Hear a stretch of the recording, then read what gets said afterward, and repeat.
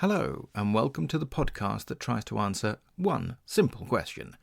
What is this thing called film noir?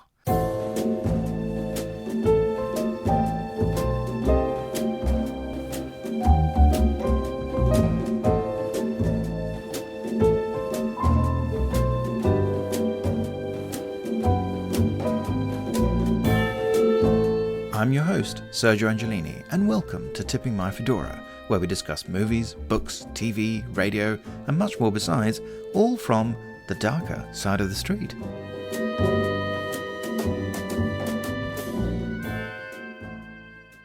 My special guest today is Steve Hunt, the author and podcaster. He writes on boxing history for Boxing News magazine, which is the oldest boxing magazine in the world, and various other websites. He has collected all of his writing in one place at his website, which is www.stevehuntboxing.com. His new book, which was just published this February, is entitled Heavyweight Title Fights of the 1980s, and is available in paperback and ebook formats. The book is not just a list of boxing matches, but is more the story of the fascinating cast of characters who were centre stage during the era in the heavyweight division. Steve is also the host of Boxing Movie Podcast, which is pretty much what it says on the tin. In each episode, Steve and a guest discuss a movie that has boxing as a theme. Movies covered so far have spanned the silent era, film noir, and even the blaxploitation genre.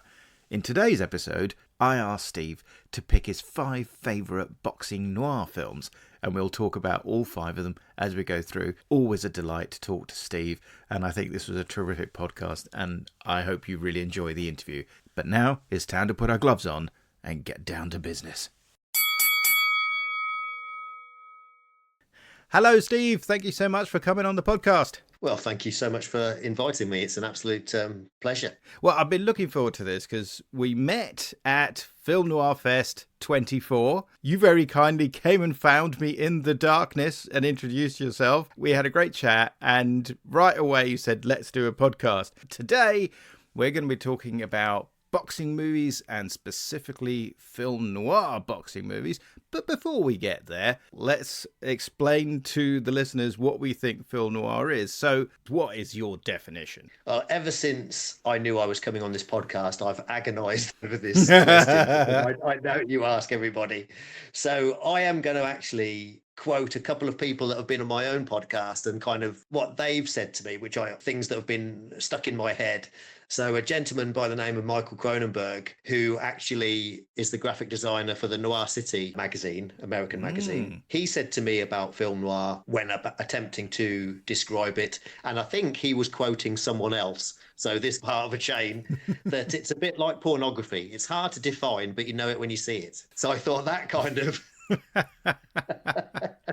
that stuck with me, but that doesn't really tell you anything. And then there's another guy who's been on my podcast a couple of times called David Curtiz, who's written a fascinating book about boxing movies, and he knows his stuff about films and film noir. And in his book, he wrote that film noir directly addressed the loneliness and constant threat of violence incited by city life through an almost singular emphasis on crime. And I thought that said a lot about what I feel about film noir. And he also mentioned in his book about characters in film noir movies as often being casualties of their environment. And I thought that is another crucial element to film noir. I feel with film noir, if you tried to find a overarching definition that described all the films that people would argue are film noir, it would become pointless because it would be too broad, because there's such a lot of variety within film noir. So trying to hit everything is almost doomed for failure. You'd end up arguing over even the era, because we can say the classic era is 1940s and 1950s, but some people would dispute that.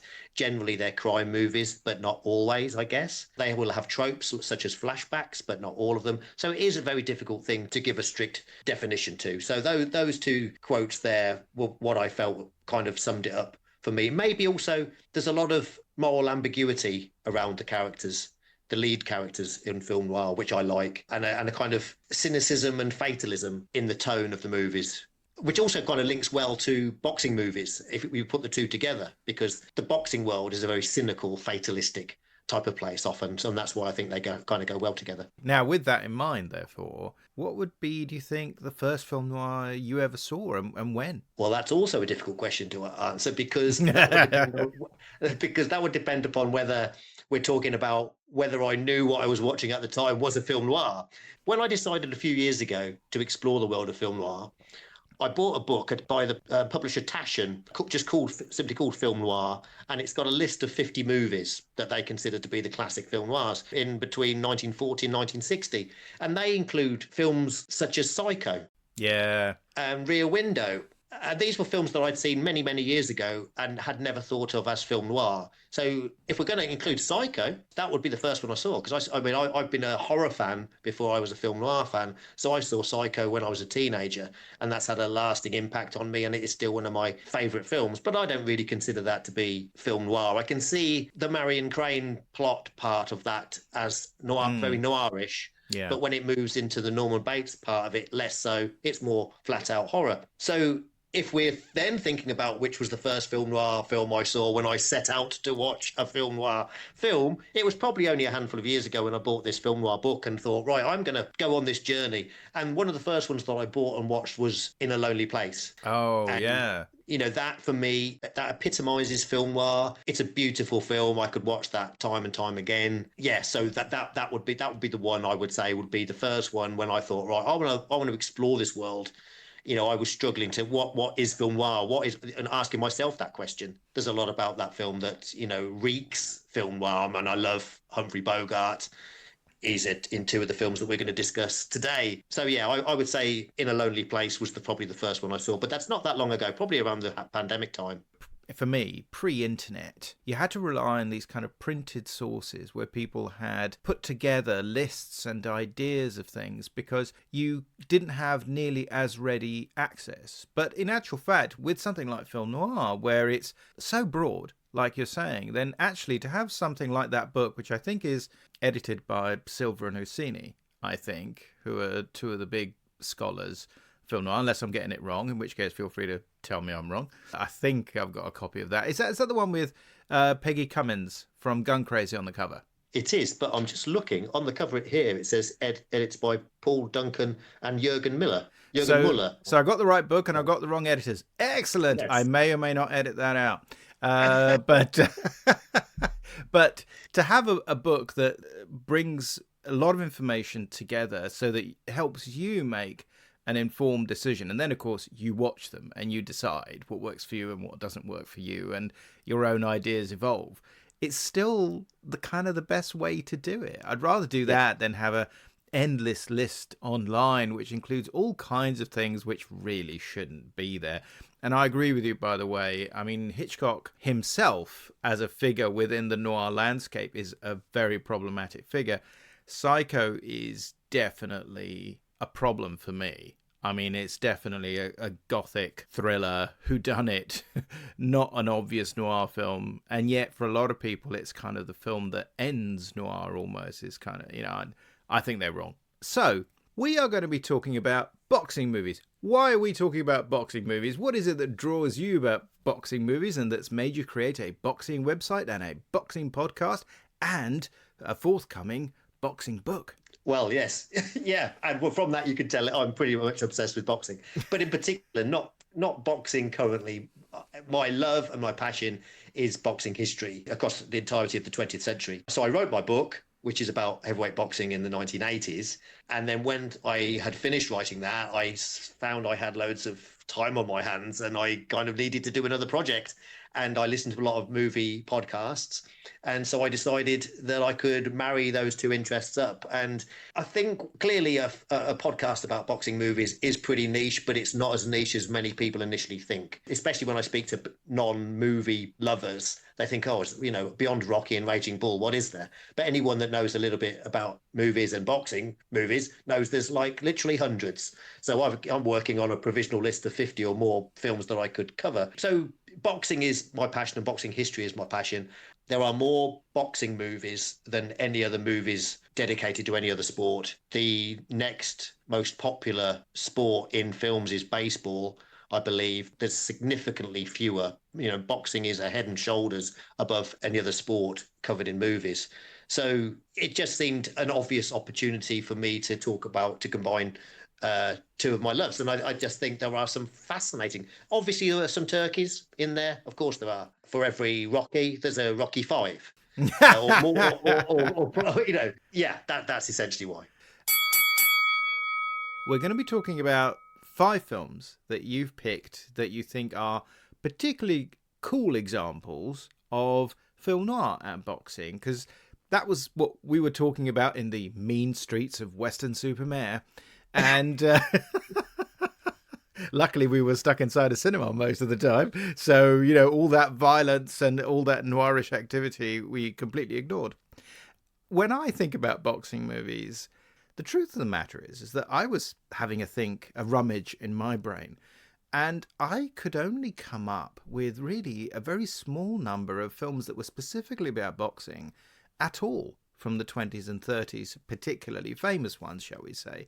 So one is Battling Butler, which is fantastic Buster Keaton comedy, not actually considered one of his classics, but which is very much a boxing comedy done by Buster Keaton in his trademark style and is thoroughly entertaining.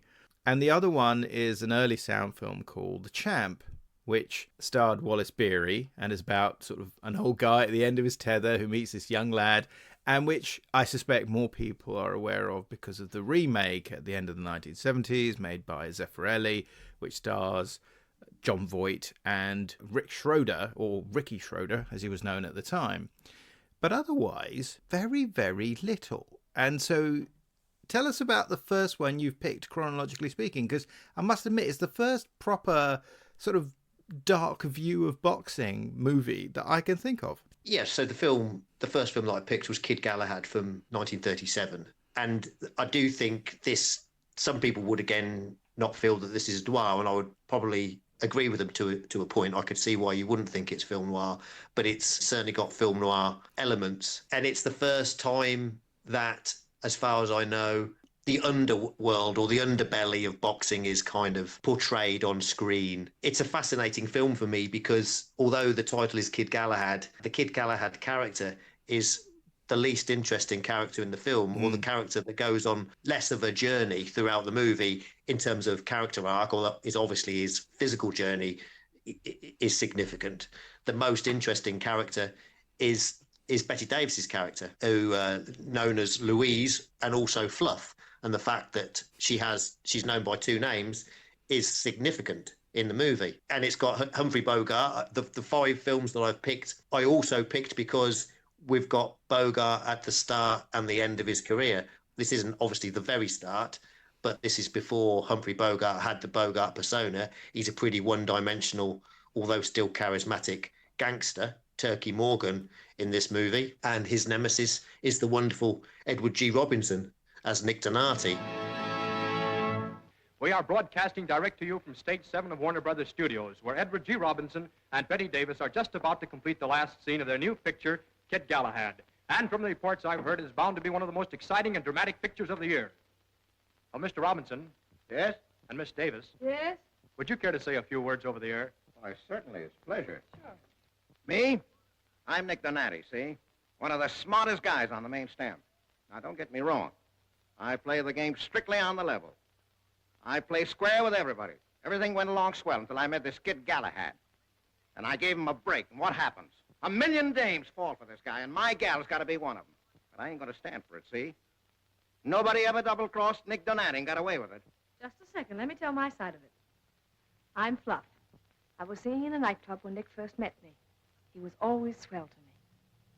But when Kid Galahad came along, I fell in love with him.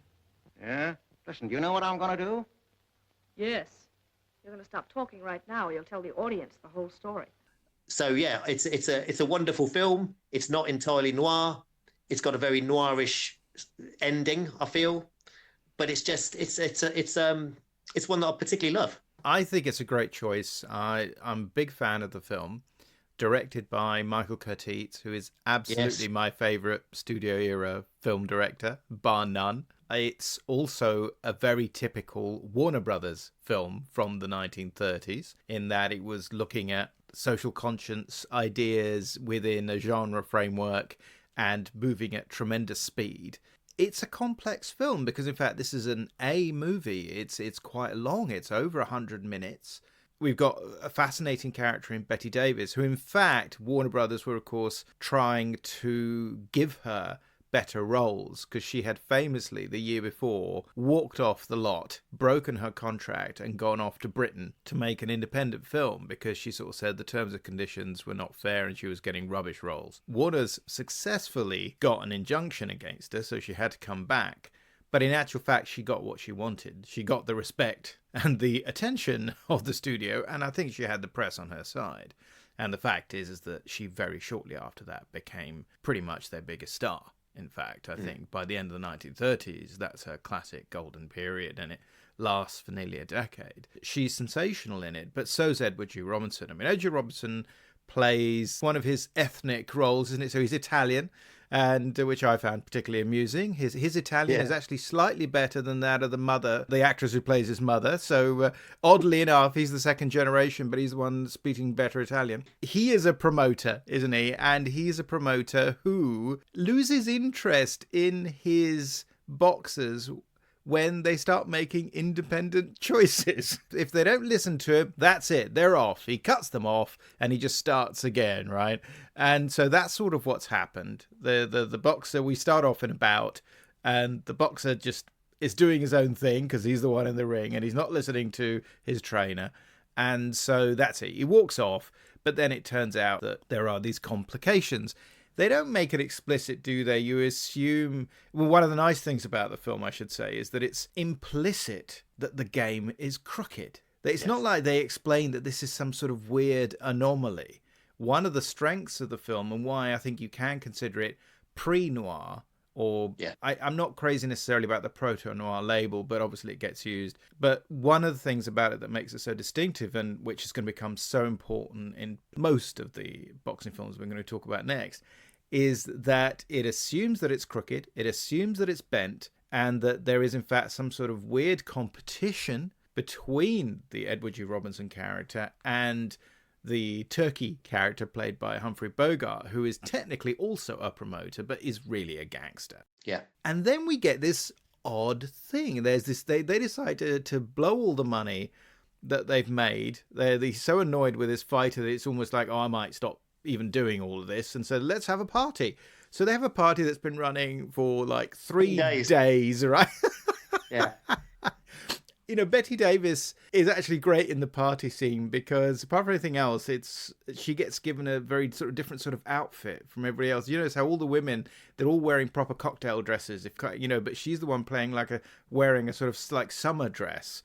So it's almost like she sort of almost doesn't quite belong. You know, there's this interesting sense that she and Edward G. Robinson have a nice bantering relationship, and yet at the same time you sort of wonder if maybe she's the only one who really understands him and who he listens to, and that's sort of her job, isn't it? But you sort of wonder if maybe she wants to move on. And then what happens? We get you tell us about the battling bellhop, which is the alternate title for the film. So in this 3-day party, we're introduced to the bellhop, a character by the name of Ward Gisenbury. And great name. Which it becomes a bit of a joke in itself, played by Wayne Morris. And he knocks out someone at the party, and in classic early boxing movie style is recognised as a potential boxing talent and taken on by Nick Donati. I don't know how far you want me to go through the film. Well, we don't have to go crazy because our listeners should really go and listen to your podcast about Kid Galahad, where you go into in tremendous detail. So we'll provide links for this on the website, so you feel free to be as broad as you like. Okay, so essentially the film really is about the rivalry between Turkey Morgan and Nick Donati, isn't it? And it's also about Bette Davis's steadying influence on the Nick Donati character. And once she decides to distance herself from Nick Donati, he loses his anchor, doesn't he? He goes out of control on a self-destructive direction, which takes us to the film's conclusion. So that's why I feel that the Nati character and the Louise character are by far and away the two most interesting characters in the movie. The 5 films that I've selected span the period of kind of classic film noir, but also there are 3 interesting kind of historical touch points of boxing corruption that are worth noting across that time period. Because when you said that in this film it's implicit, it's clear that the game is fixed. When this film came out in 1937, that would have been the common conception of the boxing game. Not to say that every fight was fixed, because that wasn't remotely true. But the world heavyweight champion in 1933, 1934 was an Italian, Primo Carnera, known as the Ambling Alp. And it's widely recognised that his career was essentially fixed, that he was guided by a mobster by the name of Oni Madden, which would ultimately take us to the final film of our 5. Yeah. And so this would have been common knowledge. Fight watchers had begun to feel, can they trust what they were seeing in the ring? And that's why that was then going to be portrayed in cinema. Kid Galahad was popular at the box office. It did well. I think Davis was very happy with it. She was getting these more substantial roles, and she's billed above the title with Robinson. Yeah. So they're the 2 stars. Bogart is definitely beneath the fold, as it were, but his time is about 2.5 years away. And then we can see a number of boxing related films start to populate, things like Golden Boy, which was the following year, and which was based on a stage play and so on. But if we look at this as a film that kind of sets some of the movie templates, simply because it's successful, by the time we get into full-fledged film noir and we get to the end of the 40s, there's rather a lot of boxing movies, and you're going to be covering a lot of them, obviously, and all from this era. The setup is by Robert Wise, quite possibly one of my favourite film noirs ever. It stars Robert Ryan as this boxer. It's a bit long in the tooth for this game. He should really quit by now. And he's got this very long-suffering wife, and it's based on a narrative poem that was actually about an African-American boxer, and that was all sort of changed, and a less obviously sympathetic character as well, in fact. So a number of changes. And you talk about it in great detail on your podcast, but one of the things that's so exciting about the film from a film noir point of view is that following on from Hitchcock's Rope, although not directly, I don't think it was an influence at all, but these are 2 films in a row which are told in real time. Yes. The Hitchcock film does real time by using elaborate and extremely long takes so that you avoid the cutting that can make you feel like time has passed, and so you're literally spending all your time with the characters and everything flows through.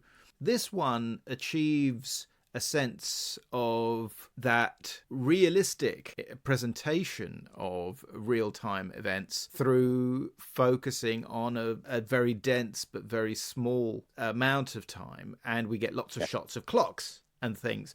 In fact, one of the great things about the movie is that they managed to actually make those clocks match up. I think in your podcast you mentioned one that maybe doesn't quite match up, but otherwise they all do, and it's really impressive. You're watching it, and especially if you're watching it on DVD, as I was, you could just set the timer. It says, "Yep, no, 11 minutes have passed. Wow, how about that?" And so you've got a different kind of technical expertise. Apparently, the way this was partly achieved, certainly for the final shot in the film, which ends, because the film opens with a shot of a clock and ends with the same shot of the clock, was by shooting it multiple times with the minutes out, with the clock hands out by a few minutes either side, so that depending on once the film was edited, once it was concluded and everything was happy with it, you just slot in that last shot that comes nearest, and it is indeed bang on, pretty much, I think. But I think it's an absolutely sensational film. Again, though, it is a story about how the game is crooked, about will he or won't he throw the fight, which is one of the 2 or 3 aspects of certainly crime-related boxing films that always turn up. I mean, that never turns up in a Rocky film, does it? I don't think. No. Oh, I'm glad it didn't really, but that if it was going to, it would have been in one of the early films, you would have thought. But no, you're right. It doesn't, in the Rocky films, fight fixing corruption isn't something that he goes anywhere near. They never get near it, right? Whereas maybe the implication being it's all cleaned up by the 1970s, you know, because as we know, that era when nothing bad ever happened. Certainly not in Philadelphia. Yeah, quite. In these films, it's following directly on from Kid Galahad. These are these stories where it's just implicit. You know that's going to be part of the dramatic force of the story. Beautifully shot, really well acted. Audrey Totter actually, I think, does really well as the wife who. I mean, what do you think? There's that scene where it's the only scene that's shot away from the studio. Instead of going to see him perform what will probably be his last bout, she's sort of wandering around and she's got the ticket for her seat. And in the end, she sort of tears it up and throws it away. Some interpretations of that is that maybe she's thinking her life is over and she might sort of jump over the bridge because she keeps looking at those buses as they pass beneath her. Do you think that's fair? Do you think that's what the film is getting at? I don't know, but I think it's not by accident, is it? I think it just puts it out there. I don't think she's thinking about taking her own life, but I think showing us that, it just puts it in our mind that that's a possibility. When I gave the quote from David Curtiz earlier about characters from film noir being casualties of their environment, in this film that's very much true. She, along with Stoker, the fighter, feel trapped. Him in particular, she wants him to leave the fight game. He can't leave the fight game. He thinks that he's one punch away from turning it around, one win away from turning it around, and she knows that's not true. I understand that he's 23 and you're 35, Bill. 35 in this business, you're an old man. Look, Julie, they're building this kid up, feeding him a lot of pushovers. If I can get over him tonight, that'll mean a rematch. That's a semi-windup, 150 guaranteed. Maybe a top spot even. Top spot? Yeah, top spot. And I'm just one punch away. I remember the first time you told me that. You were just one punch away from the title shot then. Don't you see, Bill? You'll always be just one punch away.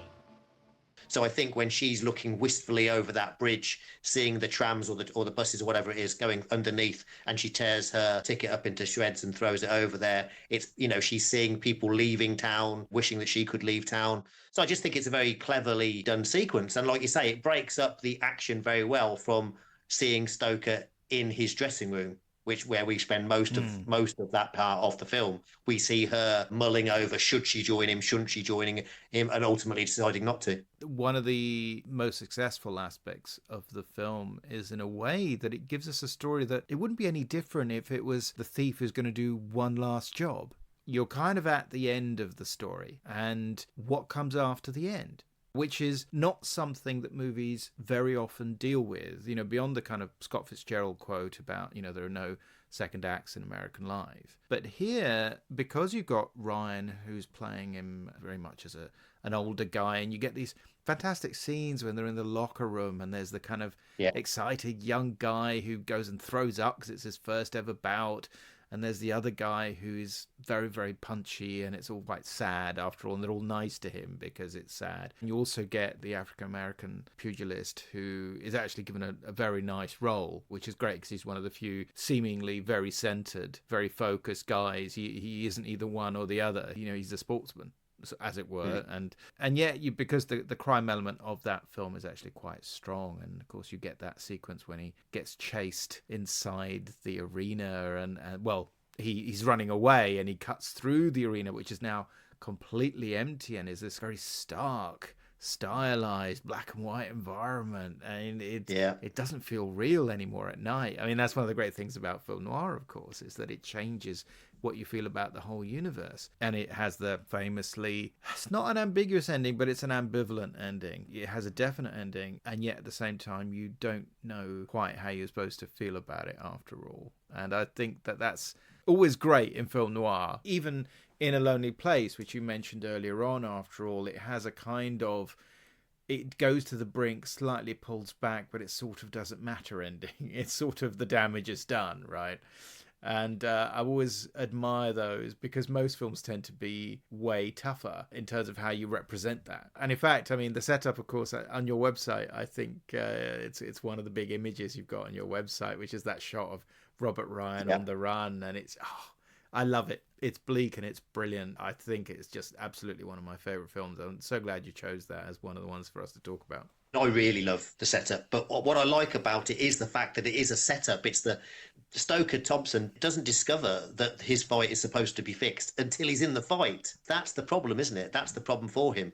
That's why it's such an ugly situation. So I think that's magical, and I think the ending, as you say, the ambivalence of the ending. When I did my podcast, my guest saw that ending in a very different way to me, and it made me, in terms of the level of, is it a happy ending, is it a sad ending, or where on that scale is it, which is perfect. The fact that two people can watch the same film and come away feeling very differently about the endings and reading different things into the ending. As you say, it's a sensational film, and again, it's 72 minutes. It's this very condensed narrative, and in a way, as you kind of would expect, perhaps from a poetic source. You expect everything to be very condensed, after all. Is it the only boxing film where there are 3-minute rounds? Well, good point, because it must be. I think so, because I can't think of any other real-time boxing movies, and let's face it, that would become boring in any other context. So even we spend a lot of time looking out of the ring at the interesting characters at the ringside, but I think that must be the only boxing film where we see 3-minute rounds. Yeah, I mean, and also everything is so run down in that film. Everything looks so beaten up. And then it turns out that so his manager thinks he's going to lose anyway, so there's no point telling him that the game is fixed, because he doesn't have to take a fall. He'll just fail anyway. And then it's all over $50 measly. That's not even the amount that he would get, right? He would get a cut of that. So it's kind of like, oh my God, it's nothing. It's absolutely nothing. They're fighting over nothing. Yeah. And yet, it's the essence, it's the quintessence of the horribleness of it, the terrible cynicism of it, the cruelty. The manager is played by George Tobias, who is one of those great character actors who could play comedy and also sinister roles. I think in America, he ended up being best known because he was like the neighbor in Bewitched in the 60s and early 70s. But obviously, you know, he was someone who turned up in dozens and dozens of movies. And he's great in this, but he's an absolute bastard. Yes. And again, it's one of the great things about the film is, like you say, because you actually get to see the full round, which, you know, must have taken a huge amount of effort. But when you see Ryan actually land a proper punch, it's absolutely thrilling. Whether you're a fight fan or not, it's great, because most of the time he's getting bashed around a lot. And it's terrific to see him actually sort of at least get one whack back. And in fact, it sort of, you know, then goes beyond that, of course. And also you get all these really well-characterized people in the audience. You know, he keeps coming back, and there's the guy who's always eating. There's the woman who at the beginning we saw saying, I don't know why I go to these things. I always put my hand in front of my eyes. It's so horrible. But in fact, she loves it.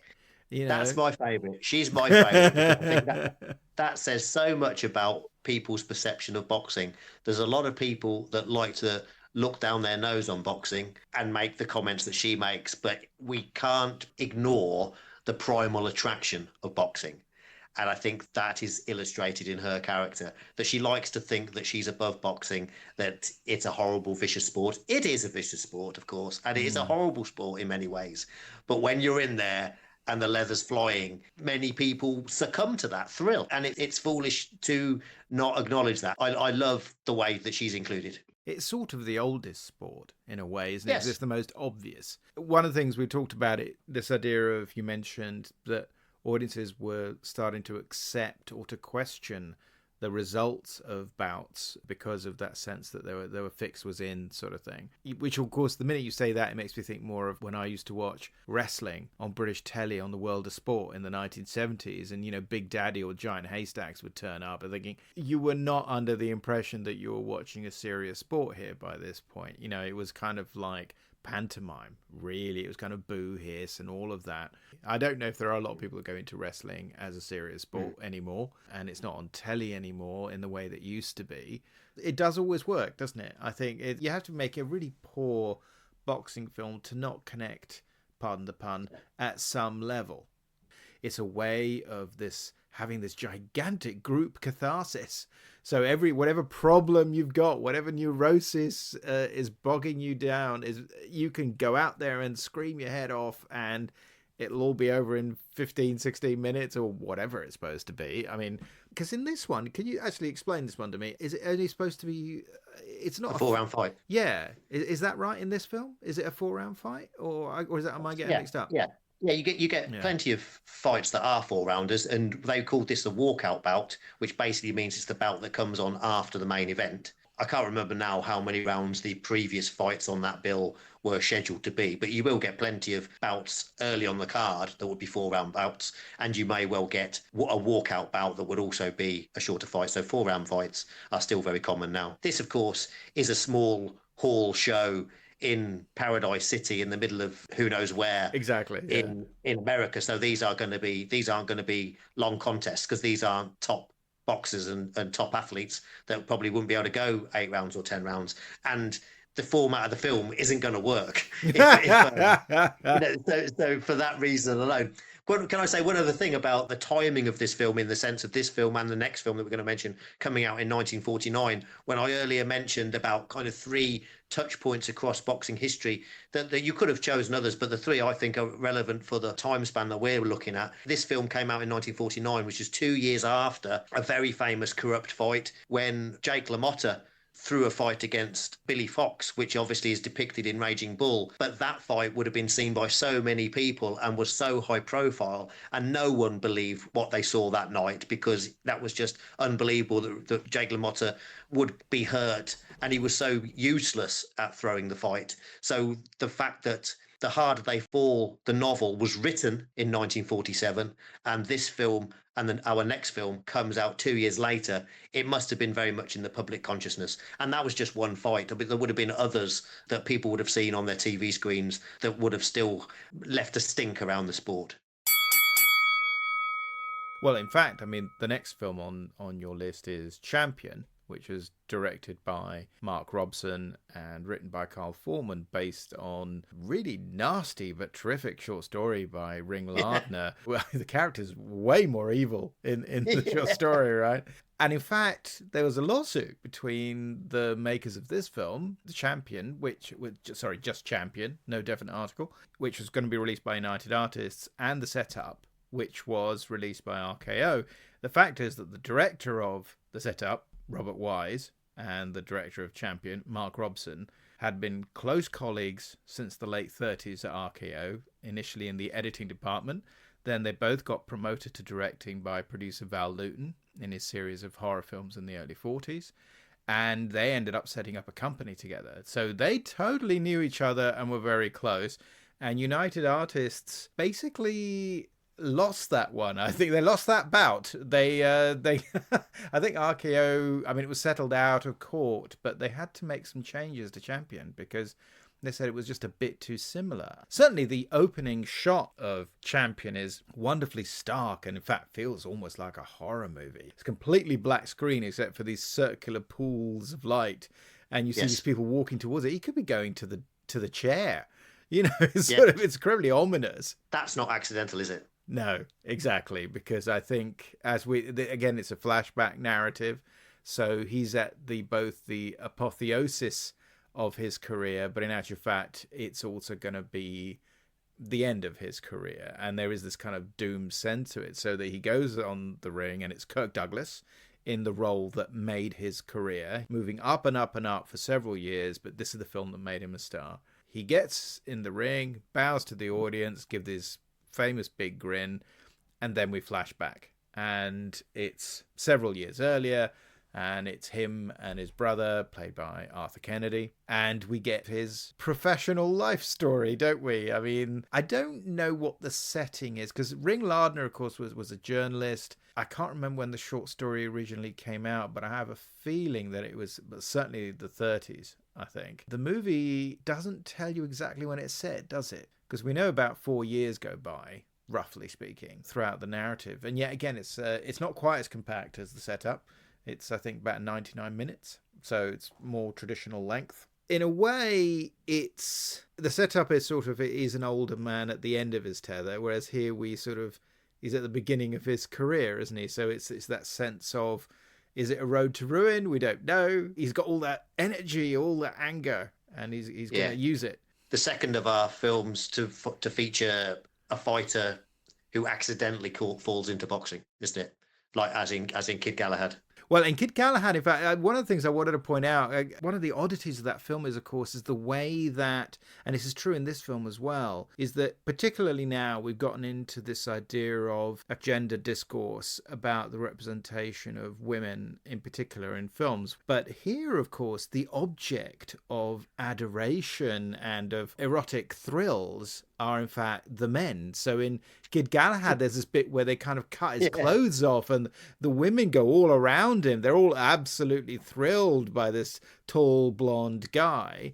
And equally, the way we get the representation of the character played by Kirk Douglas, one suspects part of the appeal was him getting his shirt off. For an actor, he makes a fairly convincing boxer. I mean, he wasn't especially tall, but in fact, one of the things that's interesting, we'll talk about it later on, but the way boxers were at the time, of course, they weren't these machine tooled and refined boxers that you get today. They kind of, frankly, look a little softer, don't they? I think from that era, they look a bit more like regular people who just have an amazing punch or whatever. So this is a film where we get introduced to a guy who is a bit aggressive, but he and his brother are sort of making their way. And they get let down a lot. They get defrauded. They get their money stolen from them. They get rolled on a train. They're obviously, you know, which is what makes you think it's more like the 30s almost, you know, really.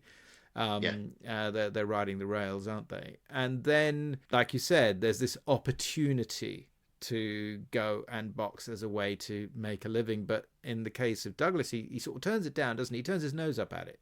Because he thinks that's low class, I'm not going to do that. And then both money requires it, but actually he starts getting attracted to the idea that he could be a winner. He could actually be an important person. He becomes this sort of monster, doesn't he? I don't know about you. I don't know if we ever truly lose sympathy for him.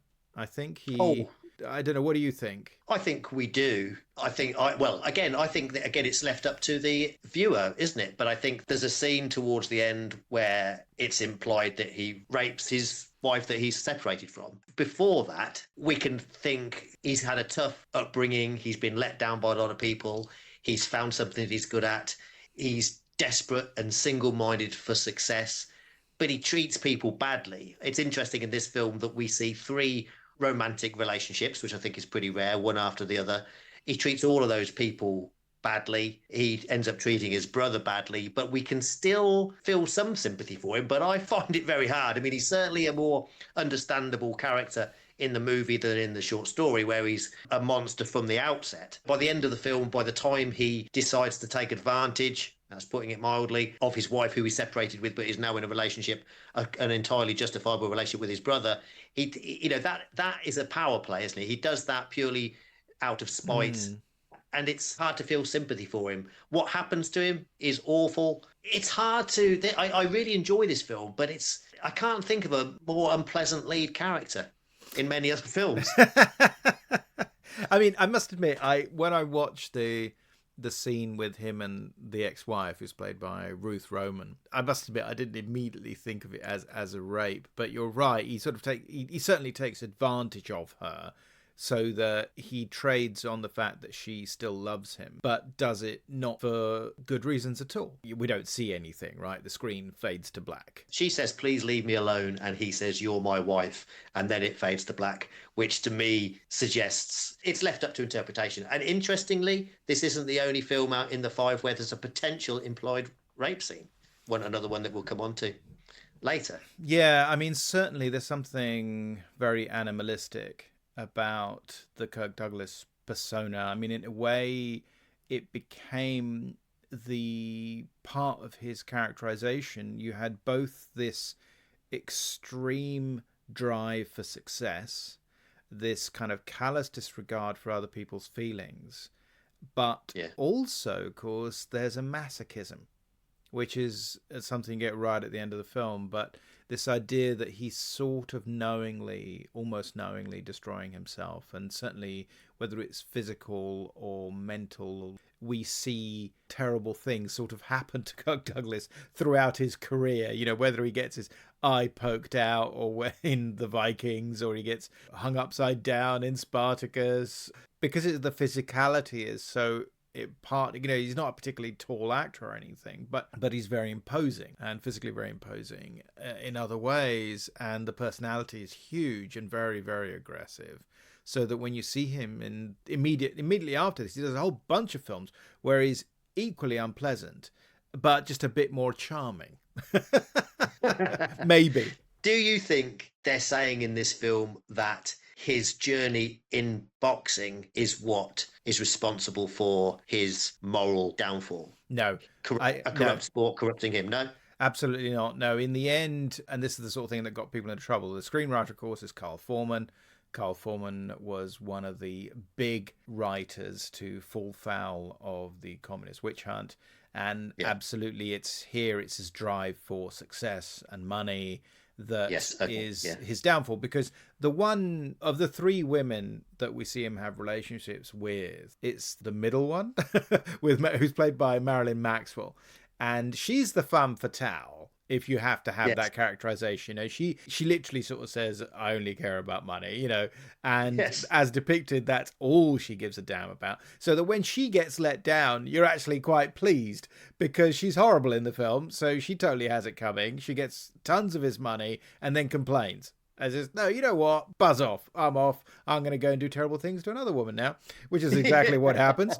But it's always about money, isn't it? Because that crushing scene where he's been seeing this woman played by Lola Albright, and it all seems to be going quite well. And this guy who's got an interest in her and who holds Kirk Douglas's contract basically sort of says, I will give you your contract back, which is worth $65,000 if you'll leave her alone. Yeah. And he takes it. He just walks away. He just walks away for it. He sort of says, you know what? You're not worth $65,000 to me, babe. Bye. Yeah. Well, you are his wife. Yeah. I mean, not unreasonable, you could argue. But, the whole thing is just utterly horrible and tawdry. And so when you get those final lines of dialogue at the end, which have so much impact, which is, you find nothing like that in the short story, when he finally really says why he's been doing it, what was so important to him, which is about respect, and it's about having things and being able to not be looked down upon. You always express it as, because I want to be able to look down on other people, but the reality is that you don't want to be looked down upon yourself. Yes. So that you can connect to, and certainly if you think of it as a kind of Depression era story, even though this is post-war by the time we see the film, but again the setting is vague. Having said all of that, actually, they don't mention the war, so we don't know when it's supposed to be. I'm basing it partly on, but where the short story was coming from. And so I think that you have a little bit more sympathy with him, because you assume that there's terrible trauma in their life, and also, unlike the short story, at least he loves his mum. But again, I love it. The fact that it's not clear, that ambiguity is what it's all about, isn't it?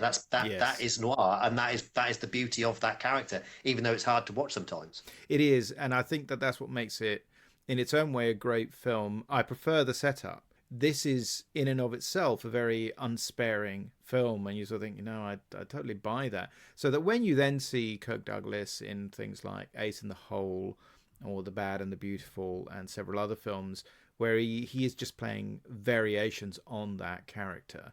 Very cynical, hard-bitten, very ultra-hard-boiled characterization. So it's kind of where noir comes from. But it's brutal, isn't it? In the end, it's just brutal. So from a film where we're not exactly sure when it's set to a film where I think we have a slightly clearer idea of the setting, which the next one on your list is Stanley Kubrick's Killer's Kiss, which was shot 53-54 and was released in, was it 55? 55. Yeah. And they're definitely watching boxing on TV by this point, so we know it's taking place in the 50s.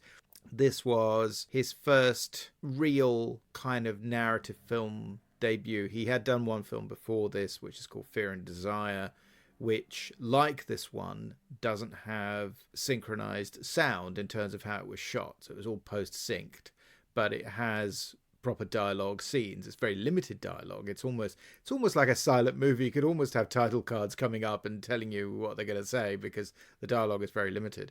But it's much more ambitious than that film. In fact, does something that we don't get in any of the films we've seen until now, which is that staple of the noir aesthetic, the flashback.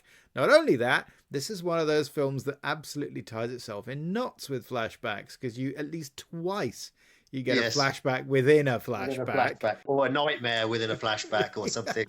Yes. Actually, in fact, you've recently re-seen it, but let's do a quick rundown of the plot, because that'll take about 2 minutes, right? So the main character is a boxer who has just, I can't remember, did he lost, didn't he? Yeah, he lost, but he got money anyway. Very quickly. The only film, incidentally, of our discussions where there isn't a fixed fight. Yes, that was the great thing I was going to say about it. Yeah, so it's not fixed, and he just loses, and he looks really surprised. The actor playing him has this great kind of wounded, surprised look on his face whenever he gets knocked down. He's thinking, I hope that was in the script. And it's told in flashback. He's at Grand Central Station, and he's talking about what recently happened to him. We're in the flashback, at which point we get, and it's very niftily done, he's having a nightmare, which is represented as negative images rather than positive, so everything is inverse.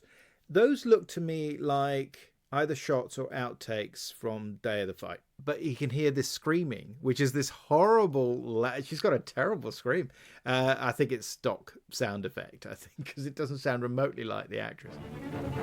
And out of the city's jungle night comes the clawing, burning impact of a killer's kiss. It hits with the gut shock of a knockout punch. A picture as brazen as the naked bulbs of Broadway, and as hard as the New York streets where it was shot. Can't you get it, Vinny? To me, you're just an old man. You smell bad. I could kill you right here and now. Oh, I don't think you will. And she's being pawed by her boss, who is, to be polite, madly in love with her, and she's really not interested. He goes over to help her out, and as only seems to happen in the movies, they fall in love in a nanosecond. Well, he falls in love with her, but I think it's a little bit ambiguous as to how much does she love him? Because it is all very quick, but he's offering her something better than what she's got. I know, I kind of hate that bit when she gives the impression, when later on in the film she sort of says, I don't think I really love him. And it's kind of like, you just feel so sorry for him. You're thinking, well, he's already had a really bad day, and you're rubbing it in. But yes, that's absolutely fair. And it's a film with some very odd flashbacks. I mean, we get this really extended one when they're telling their stories. He doesn't flashback. We get these letters where we hear the voice of his dad sort of saying about their life on the farm near Boston. She gets a full-fledged flashback that lasts for ages, all set during a ballet routine, which is given a big credit at the beginning of the film, which is an interesting juxtaposition, of course. You see the ballet dancer who is her sister, and throughout all of this, we hear the sort of terrible story of what happened to them and when she got married and they all died, basically. It's all very noirish and sad. The number ends and we come back to being in flashback number 1 instead of being in flashback number 2. In a way, there's something quite plausible in a sense, as you say, because I mean, all 3 of the main characters are kind of looking for they're all unhappy with where they are. They're all sort of maybe slightly haunted by family or something in the past. They all have sort of photos and mementos. It's almost like in Blade Runner. You kind of have these ideas of what it is to be human, and it isn't where you are right now. So he's thinking about going back to the farm. She's sort of running away from the terrible things that happens in her personal life. You're not quite sure about what happened with the dance hall owner, but again, he's clearly got some massive disappointment in his life. It's Frank Silvera who gets top billing and is the only professional actor in the whole film. So there's this interesting trio of characters, but you don't find out a lot about them. You find out some facts about them, but not really what they're like as people. But they decide they're going to head off, and her boss, who is also in love with her, isn't happy about it, which bizarrely leads to a mistaken identity and murder. It's one of the more casual bits of murder you're ever going to see in a movie, and you just feel so sorry for the guy, because he just seemed like a really nice bloke. He's his manager, right? And he gets mistaken for him, and they go out and kill him. But it's a beautifully shot scene. It is. I mean, the aesthetics of it are fantastic. Not entirely dissimilar from the setup. I can't believe you hadn't seen the setup. But it's, like you say, it is, because, again, it's one of these films that benefits from having been made on such a tight budget that it also chooses to depict this very unadorned, everyday New York life circa 53, 54. So that's part of the absolute charm of it, is to see those shots of parts of New York pretty much as they are. You know, there's no set dressing. I mean, I think the main set is a set, as it were. I think that the two bedrooms that face each other are the two rooms that face each other is a set, but the rest is all pretty much done on location.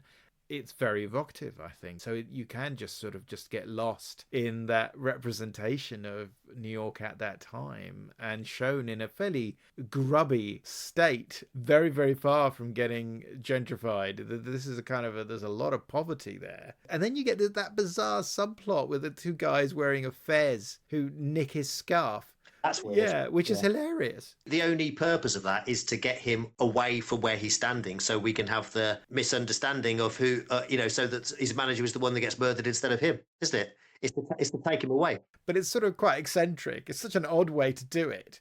And yet I love the idea that there's just two guys who do this weird drunken weave dance, whatever, and you spend quite a lot of time with them before it becomes an annoying moment that leads to a specific and horrible plot point.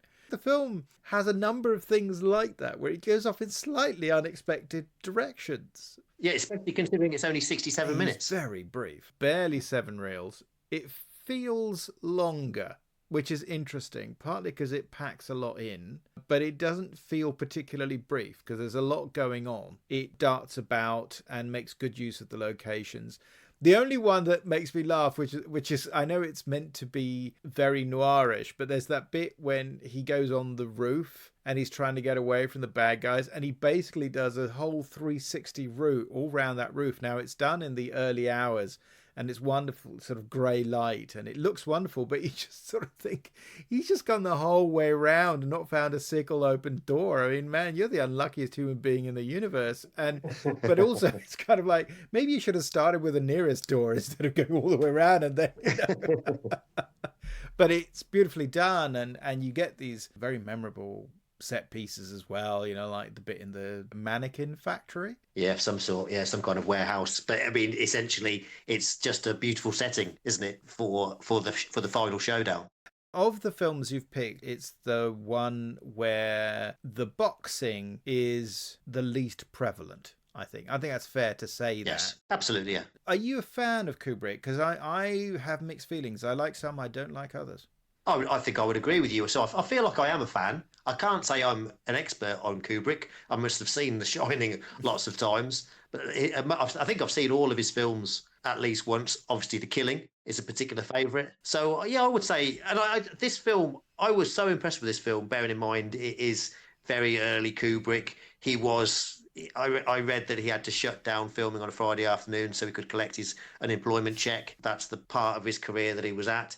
And it just shows such imagination for a novice filmmaker working his way through that kind of independent filmmaking world. It was, I suppose, designed a little bit as a calling card, as something that it's within the noir genre, so that it's within a known presentation. I always hesitate to call it a genre, but nonetheless, it's identifiable. You know what kind of film it's going to be. It would be the B picture support on a program because it's so brief and it has nobody famous in it at all. At the same time, it's full of fascination, full of things, because, just that shot of when he has the nightmare, of course, you end up thinking, well, 10, 12 years later, and it's almost like in 2001. It is very rough and ready around the edges, but at the same time, and it's been pointed out, I think, that other critics as well, that it has that sort of advantage that because of the way they had to shoot it, unlike practically every other Kubrick film, which is super precise and so carefully worked out, this feels nicely rough round the edges. It feels like actually when you have one of the characters falls over during the chase and he has to get up and keep running, and it's kind of like, no, that's kind of realistic, and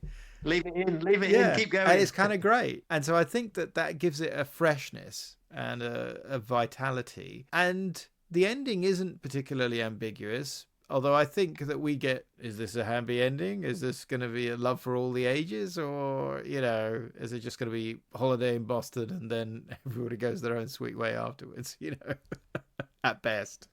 I think apart from Silvera, they're all sort of adequate. None of them are sort of brilliant thespians, are they? I think at least he does look like a boxer. He can carry that off. In fact, there is that great scene at the beginning just before his fight where he's sort of examining sort of his face and his eyebrows, and he's looking at his nose, and it's almost like a question of what state are you in after X number of bouts, but also is it still going to look like this tomorrow almost? And actually that's kind of a great moment. I really like that. You mentioned Kubrick's previous documentary, Day of the Fight, and that part where Davey in the film Kiss is looking at himself in the mirror and touching his nose. That is taken from Day of the Fight. That is also a shot in there. I haven't seen that for many years, so okay, obviously need to rewatch that. Okay. There's a couple of moments that are lifted, shots that he'd used and knew worked, I guess.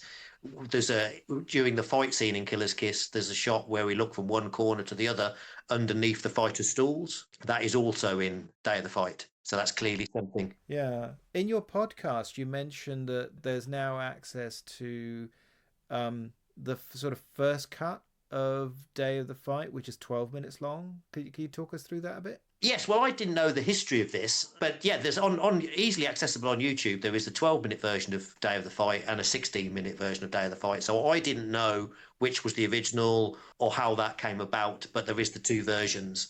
I think my guest can you remind me then which one is the original version or the background? The original is the 12-minute version because it would have been a support feature in cinemas, and they asked to put more stock footage in to actually make it a bit, and that therefore made it longer. And so more footage was added, which is just stock. I think it's pre-existing footage. And so the 16-minute version is the one that was released in the cinemas, but it's this other edit as opposed to the 12-minute one, which was his original edit.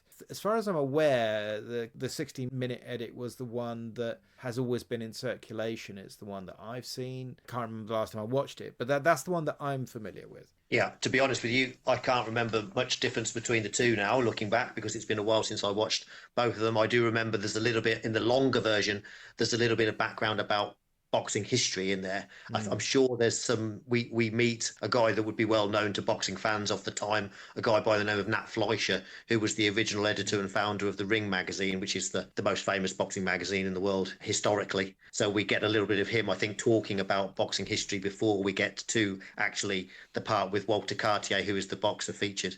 We see it, in the whole idea of the documentaries that we're seeing a day in his life. It's great to see this kind of initial sketch for something that then gets expanded. And then some of these experiments with flashback, which aren't always very successful, but some work better than others, then become important in The Killing, because I think that's what drew Kubrick to the original source novel, which is Clean Break by Lionel White, where in the book it has that thing where it sort of says, but let's go back 20 minutes, which was unusual, but which is obviously a crucial part of the film, and they make more of it in the film as written by Jim Thompson, who is a great noir writer of the 50s. I'm very interested in going to see the Steve Coogan production of Dr. Strangelove. I think getting tickets is not simple, but everyone I know last week. I was there last week. Oh, you cheeky so-and-so. What was it like, Steve? And what did the ticket cost? That's what I want to know. They weren't cheap. But we did have good tickets because I really wanted to see it, and I wanted a good seat. I'm sure we paid about 90 quid a ticket, but we were in like the row F, so in the stall, so we were pretty close to the front. Ooh. It's amazing. It's amazing. If you get the chance, it's not a long run, but Coogan plays 4 roles. So I'm sure Peter Sellers only played 3 in the film. Well, he was supposed to play 4, but then at the last minute ended up not playing the pilot. And so Slim Pickens. So Coogan must be exhausted after every performance because he's only off stage extremely briefly for quick costume changes. Right. So it really is, obviously you've got your 15-minute interval, but apart from that, he's involved in every scene, and he only disappears momentarily, and they come up with little tricks to get him off stage, to get into another costume and come back on. So yeah, he must be exhausted, but it's well worth it. I couldn't, from the moment I knew that was happening, I felt I had to go and see that because I love Dr. Strangelove. It is a great movie. For me, it's usually a toss-up when it comes to Kubrick between that and 2001. I am one of those people who doesn't think The Shining is all that great. I'm in this gigantic minority. All my friends think it's wonderful. It's very irritating because I'm always the boring one who says, well, I don't like it that much. But there you go. Yeah. But on the other hand, I have Blu-rays of both cuts of that film. So, I'm nothing if not assiduous, even with the stuff I don't like. So, right, okay, I'm totally envious now. By the time this podcast goes out, who knows if the show is still on or if I will have actually seen it, but fingers crossed. Just a small interjection here from Sergio. I just couldn't let this one go. And after Steve's recommendation, I did go and get myself a ticket. I did go see Steve Coogan in Dr. Strangelove, and it was utterly fantastic. It's a great show. It's now finished, but I'm really glad I went. Now back to the podcast. So this brings us to, I think, the last film on your list. So tell us a bit about the film you've chosen to round The Harder this They off. Fall from 1956, which again is a fascinating film. We could genuinely talk about this movie and the background to this movie for hours. So The Harder They Fall is an adaptation of Bud Schulberg's 1947 novel, starring Humphrey Bogart in his final film role, a very poorly Humphrey Bogart.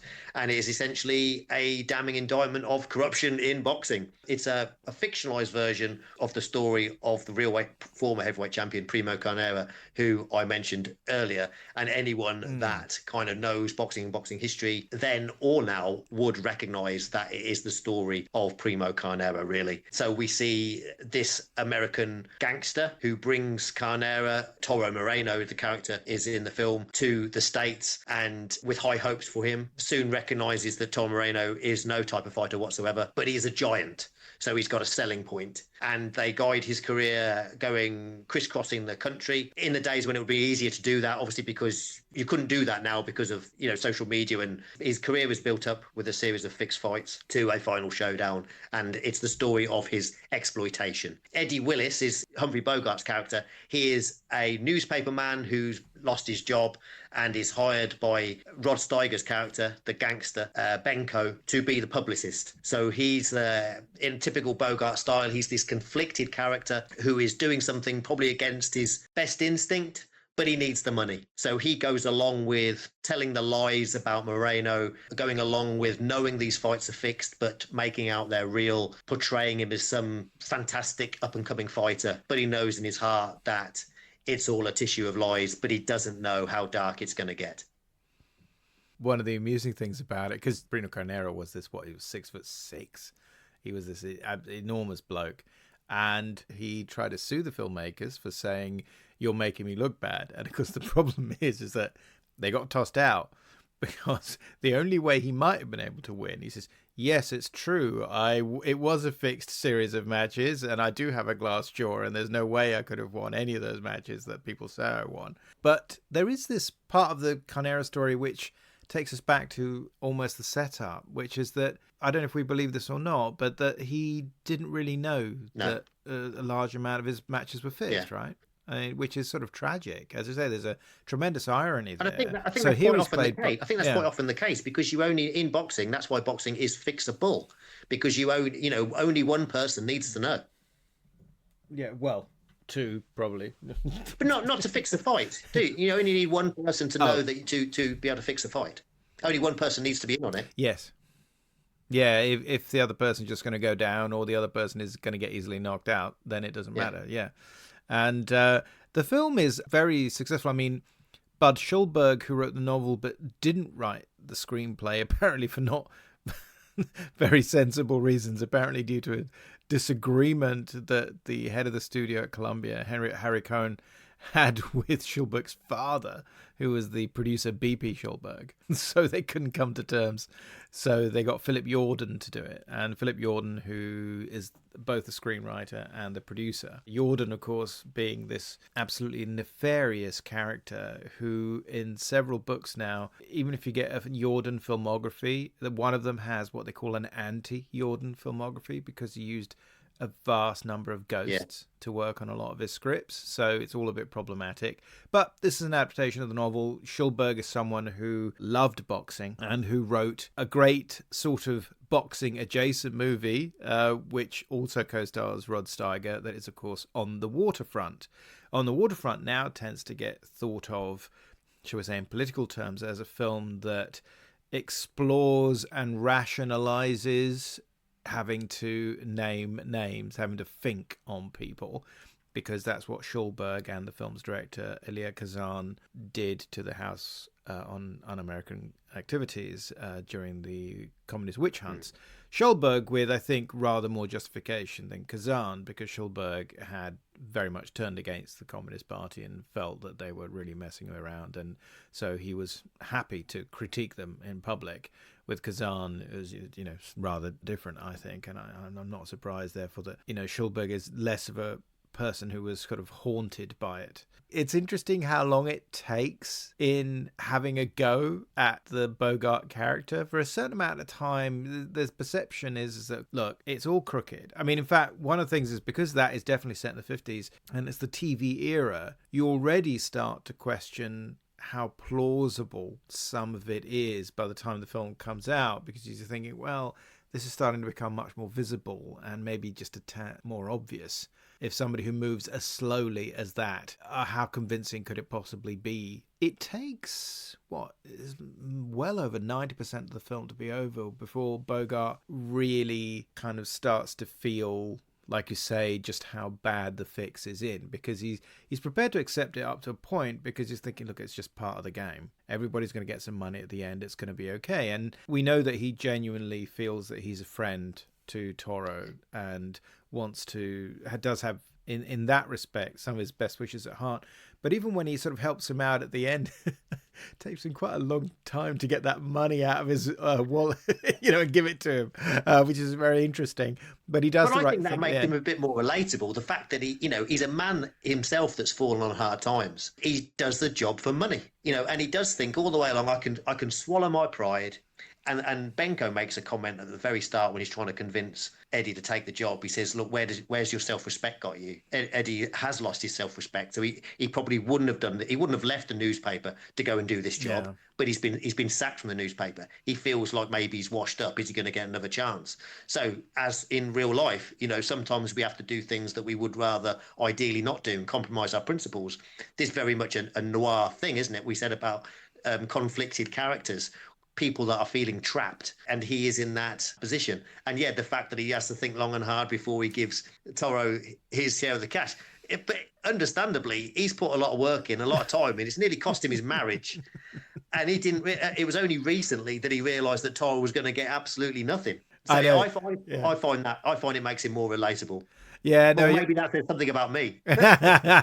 Well, I think we live in a perhaps an even more cynical age about some things. When they sort of pull out the books and they say just how much they're going to give him, you could argue that that's perhaps a teensy-weensy bit exaggerated. Carnera ended up with nothing. Yeah, basically, yeah. So, I mean, it's done in a cinematic way, but the reality is that's what happened to Carnera. We get to an ending which tries to give us some hope. Because we live in a cynical age, I'm not sure how much I buy that. Apparently there are variants of that ending, but they're absolutely minor. I haven't tried looking around to see if I can get the alternate version, but in essence it's just I think one word on what he's typing in the typewriter at the end. That's about whether it's going to be the sport should be banned or it should be, and that sort of thing. You just sort of think, I would listen to Rod Steiger. He's a scary guy, frankly, and all his books are in order. So how the hell are they going to get him? But at the same time, he takes a principled stand, which in terms of the character is what you're hoping for. because it means he has gained a measure of self-respect. And I suppose historically, is the feeling that things have improved, did improve at a certain point? I mean, the commission did come in around 1960. That's right, isn't it? The Boxing Commission, yeah. Yeah, this was. I mean, it was interesting that the book was written in 47. This film came out in 56, and Schulberg himself wasn't happy with the film because he felt that the corruption was overstated and things had moved on in boxing in a positive way since when he wrote the novel. That's not entirely true. Boxing was still really struggling in the mid-50s. My final kind of touch point in terms of boxing history and boxing corruption, the best heavyweight in the world at the tail end of the 50s was Sonny Liston, who was well mobbed up and was prevented from fighting for a world title, well, because people were scared he was going to win it, because he was controlled by the mob. So really it was like when Muhammad Ali or Cassius Clay won the world title in 64, that I think that was kind of the end of the era. You know, that was a kind of a turning point, although there was still murkiness in boxing, and there would be plenty of examples of dodgy stuff going on, since then. But I think that is a bit of a turning point. Yeah, I mean, hell, there's dodgy stuff in cricket, for goodness sake. So, if people think there's money to be made from betting on that, boxing, absolutely. Yeah. Well, thanks for that. That's been a brilliant journey through nearly 20 years of boxing noir, and utterly fascinating. And I should reiterate, anyone who wants to hear the full story should be listening to the Boxing Movie Podcast instead than this one. So you count this as a preview. To round this one off, and I was going to ask you, what's your favourite boxing movie overall as opposed to noir one? But I was going to say, maybe people should get that from reading your book. But tell us a bit more about your book. Well, remember, my book has got nothing to do with boxing movies. It's strictly boxing. Sure. So my boxing book, it's the history of the heavyweight division in the 1980s. It's a period I grew up with, period I love, and I feel it's a period that is overlooked. People think back to the 1970s as a golden era for heavyweights because you had Ali, Frazier, Foreman, Ken Norton, and so on. People often then talk about the 90s as sometimes as a bit of a golden era, and the 80s is overlooked. So I thought it was an era, and being the age I am, it's funny that it's an era that I kind of remember, but it's already so far long ago that it's considered history. So in my book, I revisit every heavyweight title fight of that era, and there's 46 fights. It's more about, I feel, the people involved. So each fight I cover in about 2,500 words, but it's not he threw a left hook, he threw a jab, he threw a right hand punch and knocked him out. It's not that. It's not ins and outs of what happened in the ring. It's more about the build up and the characters involved and the fallout and the politics involved and the human interest stories, I feel. So if we are going to ask you what your favourite boxing movie is, or the one that, or a favourite, not the best, but maybe the one you would go back to the most often, do you have one? Or a series of them? I don't want to be too much of a cliche and just say Rocky. It's a great movie. I really feel that the setup is probably my favourite because I think it's such a powerful story. I just love it for all the reasons we've already talked about. Yeah. But if we were to exclude any kind of noir type movies, then I feel Rocky's. It's such an amazing story. The background to the film is such an amazing story. The story of Stallone being desperate to play the lead character. Yeah, it's just Rocky's hard to beat. Yeah. Oh, well, literally, yes. So, yes. On that note, Steve, thank you so much for coming on the podcast. We must do this again sometime. But in the meantime, what's the next podcast going to be about? The next podcast that I'm due to release is Rocky 2, strangely. I'm obviously trying to spread those out a bit. So, yeah, I've got Rocky 2 in the can. And also, going back in time beyond Kid Galahad, I've got one coming out on Prize Fighter and the Lady, which is a very interesting backstory because you've got Max Baer, a former world heavyweight champion, in the lead role. I can't believe we didn't mention Max Baer in The Harder They Fall. He's fantastic in that. He plays a complete jerk. Which he probably was in real life. Oh, really? Okay. I just thought it was good acting.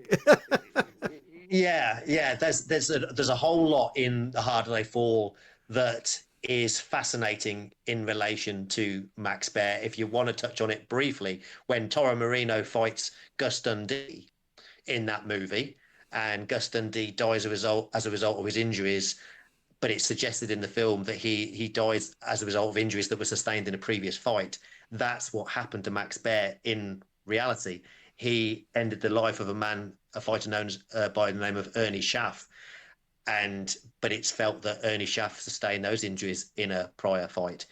Max Baer, incidentally, had actually killed another fighter, Frankie Campbell, but that's another story. In The Harder They Fall, we see Max Baer playing Buddy Brannan complain to Humphrey Bodart's character that he's missing out on taking the credit for Gus Dundee's death, which is such a strange mirror on reality when he had been, he as a fighter had been in that situation himself, and you would think who would want to take credit for another fighter losing their life. But yeah, that's I've kind of rushed through that story, but there's an awful lot to it. Well, that's the thing, isn't it? I think that the mixture of real life and fiction in these kinds of films in particular, I think, is just very strong, and it's a brilliant connection. And but that's really brilliant. Steve, thank you very much. Really hope we can do this again sometime. I'd love to. Thank you.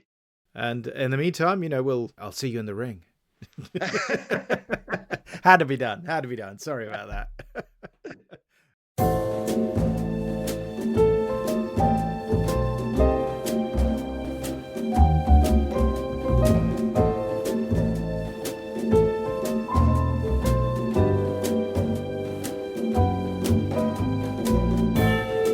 You have been listening to Tipping My Fedora, the show about all things noir. It is produced for Castiglione Publishing by me, Sergio Angelini, and our theme tune is by Petar Milinkovic, whose work is available through Tailkeeper Music. All audio clips are the copyright of their respective owners, and used under fair dealing and fair use exceptions solely for the purposes of criticism and review. Please subscribe to Tipping My Fedora wherever you get your podcast fix, and it would be great if you could leave ratings and reviews about the show at Apple Podcasts. Be seeing you.